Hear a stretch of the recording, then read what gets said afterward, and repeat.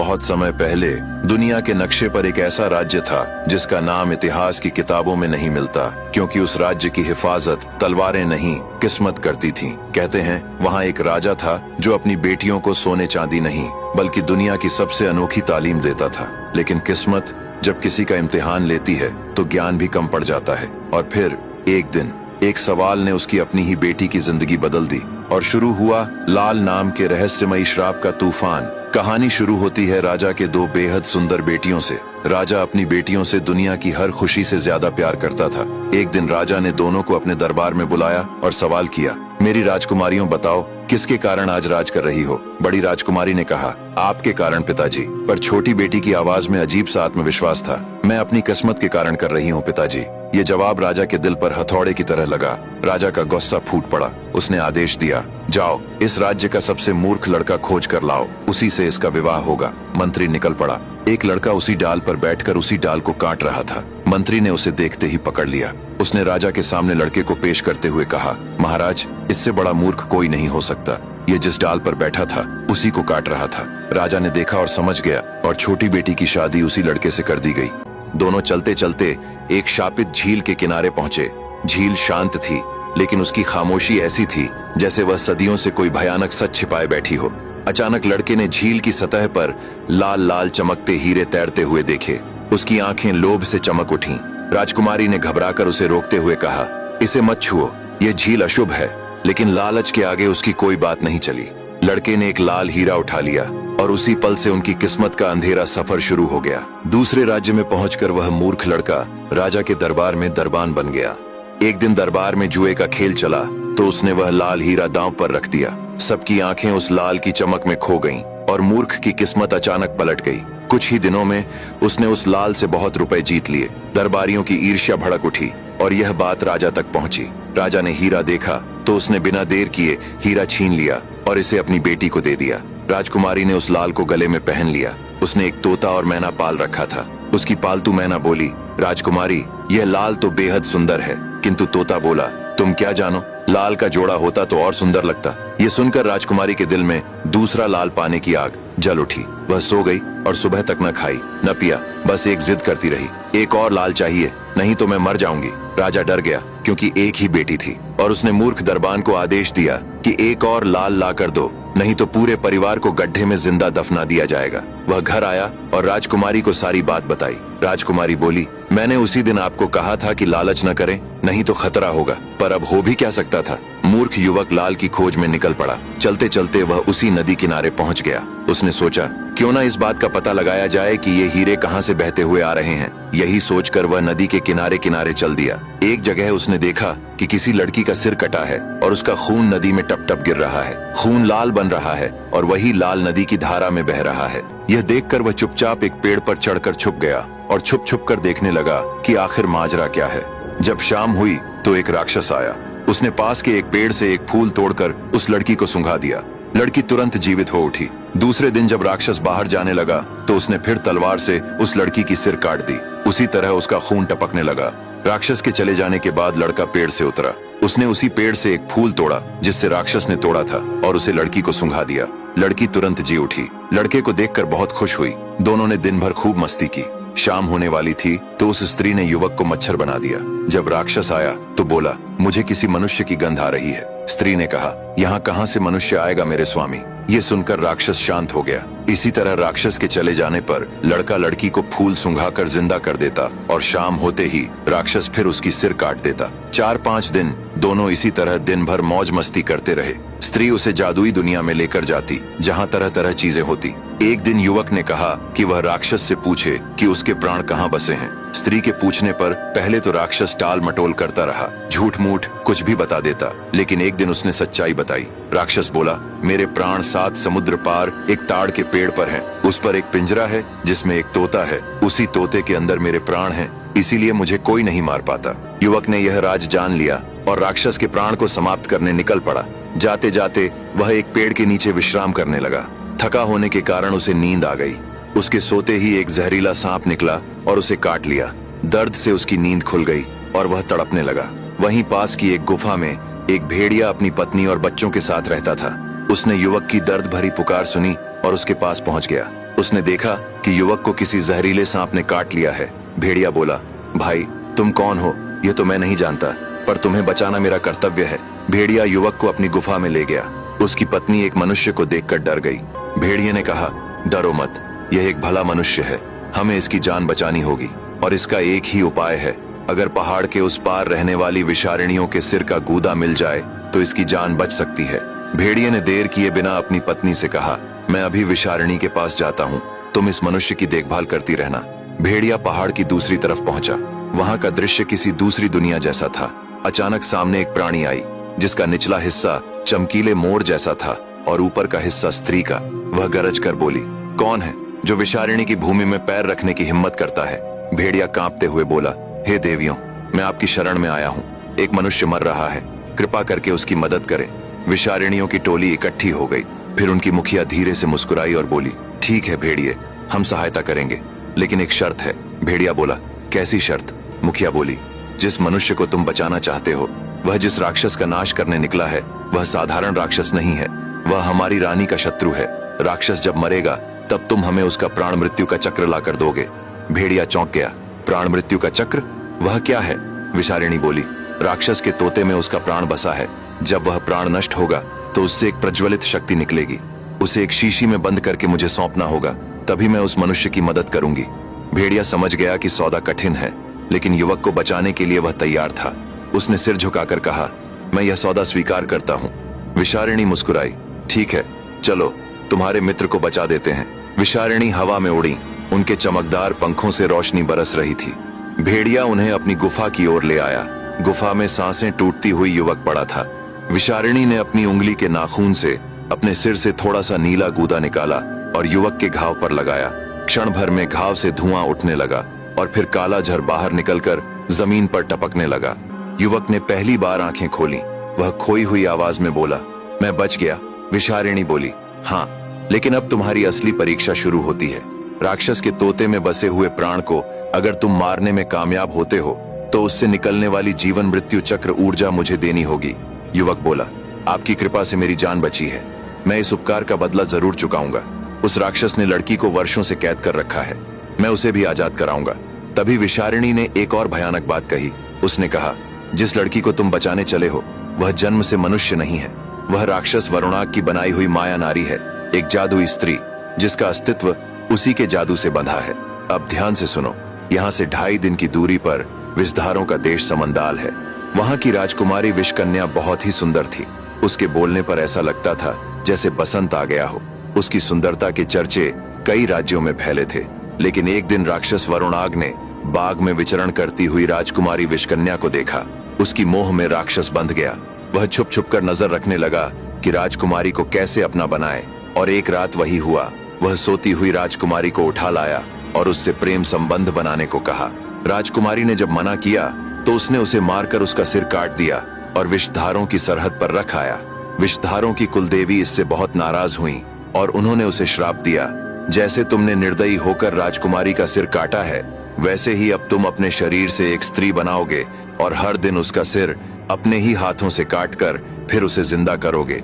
उसके आंसू और खून से लाल हीरे बनते रहेंगे और हर एक हीरा तुम्हें एक क्षण की जिंदगी देता रहेगा। विषारिणी के शब्दों ने युवक के दिल में तूफान खड़ा कर दिया। उसने कभी सोचा भी नहीं था कि जिस लड़की को बचाने के लिए वह जान देने को तैयार है, वह असल में एक माया है और उसका हर सांस, हर आंसू राक्षस वरुणाग के जादू से बंधा हुआ है। युवक की आंखों में दर्द तैर आया। वह बोला, अगर वह माया भी है तो क्या उसकी पीड़ा असली नहीं? विषारिणी ने कहा, पीड़ा वही असली है जो दिल में उठती है। माया हो या मनुष्य, दर्द सबको जलाता है। अभी तक मैंने तुमसे कुछ छिपा रखा था। शायद तुम ये नहीं जानते कि वरुणाग का तोता जिसे तुम मारने जा रहे हो साधारण तोता नहीं है। अभी तुमने आधी ही कहानी सुनी है। तुम्हें क्या लगता है वरुणाग ने राजकुमारी विषकन्या की गर्दन क्यों काटी थी? युवक ने हैरानी से पूछा। क्यों? विषारिणी ने गंभीरता से कहा, समंदर के पूर्व में अधिपति बेतालों का साम्राज्य है। वहां एक योद्धा रहता था जिसे बेताल योद्धा अर्घमान कहते थे। वह इतना बलशाली था कि बड़े बड़े दिग्गज हाथियों को एक पटकनी में मात दे देता था। जब राजकुमारी विषकन्या जवान हुई तो उसकी अद्वितीय सुंदरता की ख्याति दूर दूर तक फैल गई। उसकी खूबसूरती के चर्चे इतने मशहूर हुए कि यह बात आखिरकार बेतालों के साम्राज्य तक भी पहुंच गई। एक दिन राजकुमारी के पिता विषधारों के राजा ने एक प्रतियोगिता का आयोजन किया जिसमें एक खतरनाक नाग से लड़ाई करनी थी। अर्घमान ने भी इस प्रतियोगिता में भाग लिया और उस नाग को थोड़ी ही देर में हरा दिया जिसे बड़े बड़े वीर नहीं हरा पाए थे। यह देखकर राजा बहुत प्रसन्न हुए और राजकुमारी भी उस पर अपना दिल हार बैठी। धीरे धीरे दोनों के दिलों में प्रेम पनपने लगा और दोनों छुप छुप कर मिलने लगे, लेकिन किस्मत को शायद कुछ और ही मंजूर था। एक दिन राजकुमारी विषकन्या पर राक्षस वरुणाग की नजर पड़ गई और वह भी उसकी सुंदरता के पाश में बंध गया। वह उस पर छुपकर नजर रखने लगा। एक रात वह राजकुमारी को उठा लाया। जब उसने राजकुमारी से प्रेम संबंध बनाने को कहा तो राजकुमारी ने मना करते हुए अपने प्रेमी अर्घमान के बारे में बता दिया। यह सुनकर राक्षस इतना कुपित हुआ कि उसने राजकुमारी की गर्दन काटकर उसके राज्य की सरहद पर रख दी और अर्घमान को भी हराकर अपनी शक्ति के बल पर एक तोता बना दिया। फिर उसने अर्घमान के प्राण निकालकर उसी तोते के भीतर अपना प्राण छिपा दिया और उसे 7 समंदर पार ले जाकर रख दिया। तो तुम जिसे एक साधारण तोता समझ रहे हो वह असल में राजकुमारी विषकन्या का प्रेमी अर्घमान है। नौजवान ने राजकुमारी विषकन्या और अर्घमान की कहानी सुनी तो राक्षस वरुणाग को मारने के लिए और भी उतावला हो गया। फिर भी विषारिणी ने कहा, अगर तुम उसे मारना ही चाहते हो तो यह बहुत कठिन राह है। फिर उसने एक सेब निकाला और नौजवान को देते हुए कहा, इसे खा लो। इसे खाते ही तुम एक शक्तिशाली योद्धा में बदल जाओगे। यह रास्ता बहुत कठिन है और इसे पार करने में यह सेब तुम्हारी मदद करेगा। इस माया नगरी में जब तक रहोगे तुम बिना खाए पिए कई दिनों तक जिंदा रहोगे। इसका असर तुम पर बना रहेगा। यहाँ से दक्षिण दिशा में तुम्हें काली आत्माओं की झील मिलेगी। तुम उस झील के किनारे जाकर खड़े रहना। कुछ देर बाद एक नाव आएगी। उसका माझी जैसा भी दिखे उससे मत डरना और न ही उससे कुछ बोलना। जब तुम झील पार कर लोगे तो वहां से उत्तर दिशा में चलते जाना। लगभग 2.5 दिन की दूरी पर तुम्हें छाया मालिनियों का देश मिलेगा। उनसे सावधान रहना। वे जितनी सुंदर हैं उतनी ही खतरनाक भी। वे इंसानों की आत्मा खाती हैं। वहां पहुंचते ही तुम किसी भी सुंदरी से कहना कि तुम उनकी रानी से मिलना चाहते हो और रानी से मिलते ही यह सिक्का देना। उसके बाद वह तुम्हें राह दिखाएगी। युवक ने सेब और सिक्का लिया और विषारिणी को अपनी जान बचाने के लिए धन्यवाद दिया। फिर भेड़िए ने भी उसे अपनी करुण आंखों से देखते हुए विदा किया। अब वह मूर्ख युवक एक योद्धा के रूप में आगे बढ़ा। रात काली थी, तेज बारिश हो रही थी। वह बढ़ता गया और कई दिनों तक चलने के बाद काली आत्माओं की झील में पहुंचा। थोड़ी देर बाद एक नाव आती हुई दिखाई दी। उसका मांझी एक निशाचर था। झील से अजीब दुर्गंध उठ रही थी और काली आत्माएं चारों तरफ उड़ रही थीं। युवक चुपचाप बैठा सब कुछ देख रहा था। तभी एक बड़ा काला कौवा आया। निशाचर ने अपनी एक आंख निकालकर उसे दे दी और कौवा लेकर उड़ गया। थोड़ी देर बाद झील का पानी चीरती हुई एक विशालकाय अंधकरणी ऊपर निकली। उसने जोर से कहा, ठहरो, पहले मुझे खून दो, फिर आगे बढ़ो। युवक का चेहरा भय से पीला पड़ गया, लेकिन निशाचर ने बिना हिचकिचाए अपनी कटार निकाली और अपनी हथेली चीरकर कुछ बूंदे खून की उस रहस्यमयी झील में टपका दी। देखते ही देखते पानी लाल रक्त में बदल गया। अंधकरणी ने वह रक्त पिया और संतुष्ट होकर फिर झील में समा गई। इसके बाद निशाचर युवक को एक ऐसे दरिया में ले आया जहां पानी में विचित्र जीव तैर रहे थे। कुछ मछलियां कौ की तरह काली और भयानक थीं, कुछ चमगादड़ के जैसी डरावनी थीं और कुछ विशाल कछुए ऐसे थे कि जिन्हें देखकर ही रोंगटे खड़े हो जाएं। युवक इन अजीब जीवों को पार करते हुए आगे बढ़ता गया। एक दिन और एक रात की यात्रा के बाद निशाचर उसे छाया मालिनियों के घाट पर छोड़कर अदृश्य हो गया। वहां से कुछ दूर चलने पर एक आती हुई बुढ़िया दिखी जो एक छोटे बिल्ली के बच्चे को लिए हुए थी। उसने कहा, बेटा तुम कौन हो? युवक ने उसे प्रणाम करते हुए कहा, माई, मैं एक मुसाफिर हूँ और मुझे यहाँ की रानी से मिलना है। बुढ़िया बोली, बेटा मैं तुम्हारी जरूर मदद करूंगी, बल्कि मैं तुम्हें रानी तक ले जाऊंगी, पर जरा इस बिल्ली के बच्चे को थोड़ी देर संभाल लो। मैं नीचे के झरने से पानी पीकर आती हूँ। युवक ने उस नन्हे बिलाव शावक को करुणा सहित उठाया और उसे अपनी हथेलियों में थाम कर स्नेह से सहलाने लगा। तभी अचानक बारिश होने लगी, लेकिन जैसे ही बारिश की पहली बूंद उस बिल्ली के बच्चे पर गिरी, मानो कोई प्राचीन श्राप जाग उठा। कुछ ही क्षणों में उसका चेहरा विकृत होने लगा और उसकी मीठी सी आवाज राक्षसी गुर्राहट में बदल गई। अगले ही पल वह युवक पर झपट पड़ी। तभी आसमान को चीरती हुई एक तीर सनसनाती आवाज के साथ आई और सीधे उस राक्षसी बिल्ली के शरीर में धंस गई। बिल्ली तड़पती हुई जमीन पर गिरी और कुछ ही पलों में निश्चल हो गई। युवक ने घबराकर ऊपर देखा। वहां एक स्त्री खड़ी थी, ऊंचा कद, तेजस्वी मुख और आंखों में शिकारी जैसी पैनी दृष्टि। युवक ने हाथ जोड़कर कहा, देवी, आपने मेरी प्राण रक्षा की, मैं आपका ऋणी हूँ। आप कौन हैं? स्त्री ने उत्तर दिया, मैं इस राज्य की वंशाया रक्षिका हूँ। आज तुम्हारा भाग्य बलवान था, जो तुम मृत्यु के मुख से बच निकले। जिसे तुम साधारण वृद्धा समझ रहे थे, वह एक डायन है। बुढ़ापे में वह स्वयं शिकार नहीं कर पाती, इसलिए राहगीरों को अपने जाल में फंसाकर उन्हें खा जाती है। इतना कहते ही उसने अपने कान से सांप के आकार का कुंडल निकाला और जमीन पर फेंक दिया। क्षण भर में वह कुंडल फुफकारता हुआ एक विशाल नाग बन गया। नाग ने फुर्ती से झपट्टा मारा और झाड़ियों में छिपी डायन को कस लिया। डायन की चीखें पूरे जंगल में गूंज उठीं। वंछाया रक्षिका ने मंत्रोच्चार किया और उस डायन को एक मंत्रबद्ध शीशी में बंद कर लिया। कुछ क्षण बाद युवक बोला, मैं कई दिनों की कठिन यात्रा करके यहाँ पहुंचा हूँ। आपकी महारानी से भेंट करना चाहता हूँ। स्त्री ने गहरी दृष्टि से उसे देखा और बोली, यदि तुम्हारा उद्देश्य सच्चा है तो मैं स्वयं तुम्हें महारानी के पास ले चलूंगी। उसने जोर से ताली बजाई। अगले ही पल आकाश गर्जना से कांप उठा। बादलों को चीरता हुआ एक विशालकाय ड्रैगन नीचे उतरा। दोनों उसकी पीठ पर सवार हुए और राजधानी की दिशा में उड़ चले।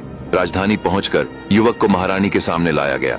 महारानी ने गंभीर स्वर में पूछा, तुम कौन हो और मेरे राज्य में किस उद्देश्य से आए हो? युवक ने वह रहस्यमयी सिक्का निकाला और कहा, यह मुझे दूसरी लोक की रानी विशारिणी ने दिया था। उन्होंने कहा था इसे आपको सौंप दूं तो आप मेरी सहायता करेंगी। मैं राक्षस वरुणाग को मारने निकला हूँ। ये सुनते ही महारानी चौंक कर बोली, तुम जिस मार्ग पर चले हो वह मृत्यु से भी अधिक भयानक है। फिर भी मैं तुम्हारी सहायता करूंगी, लेकिन इस रूप में गए तो राक्षस और दानव तुम्हें जीवित नहीं छोड़ेंगे। कुछ क्षण रुककर महारानी बोली, पर एक उपाय है। वर्ष में एक बार राक्षस अपने इष्ट देव की पूजा करते हैं। उस दिन वे अपने स्वामी को बकरे के रक्त से स्नान कराते हैं। वह बकरा साधारण नहीं होता, वह 7 कुंवारी छाया मलिनियों की आत्माओं से रचा जाता है। इसी कारण मेरे राज्य की 7 निर्दोष सुंदरियां हर वर्ष बलि चढ़ जाती हैं और मैं चाहकर भी उनकी सहायता नहीं कर पाती। इस बार जब राक्षस बकरा लेने आएंगे तो मैं तुम्हें उसके बालों में जूं बनाकर छुपा दूंगी। तुम उसी के साथ उस द्वीप पर पहुंच जाओगे जहां वरुणाग ने तोते में अपना प्राण छुपा रखा है। युवक महारानी के आदेश पर उसी राज्य में रुक गया। दिन ढलते रहे और फिर आ पहुंची अमावस्या की वह काली रात, जब चांद भी आकाश से मुंह मोड़ लेता है और राक्षस अपने स्वामी के लिए रक्त विधि करते थे। रात के अंतिम प्रहर में राज्य के द्वार खुले। लोहे की जंजीरों में जकड़ी 7 कुंवारी छाया मालिनियां कैद करके लाई गईं। उनकी आंखें खाली थीं, होंठ कांप रहे थे। यज्ञ वेदी पर मिट्टी से बनाया गया एक विशाल बकरा रखा गया। कुछ बेताल बैठकर मंत्र पढ़ने लगे और छाया मालिनियों की आत्माएं उनके शरीर से खींच ली गईं। वे आत्माएं काले धुएं की तरह उठीं और एक एक कर उस मिट्टी के बकरे में भर गईं। अचानक धरती कांपी और वह बकरा जाग उठा, एक जीवित सांस लेता राक्षसी बकरा। उसी क्षण महारानी ने युवक को अपने पास बुलाया। उन्होंने कहा, आज वह घड़ी आ गई है जब तुम्हें मनुष्य देह से बदलकर एक जूं बना दूंगी और बकरे के बालों में छुपा दूंगी। बकरा तुम्हें राक्षसों की घाटी तक ले जाएगा, लेकिन उस द्वीप पर पहुंचते ही बकरे से अलग हो जाना। एक दिन और एक रात कहीं छिपे रहना। जब तुम्हारी देह वापस आएगी तो तुम इस शीशी में रखे खून को पी लेना।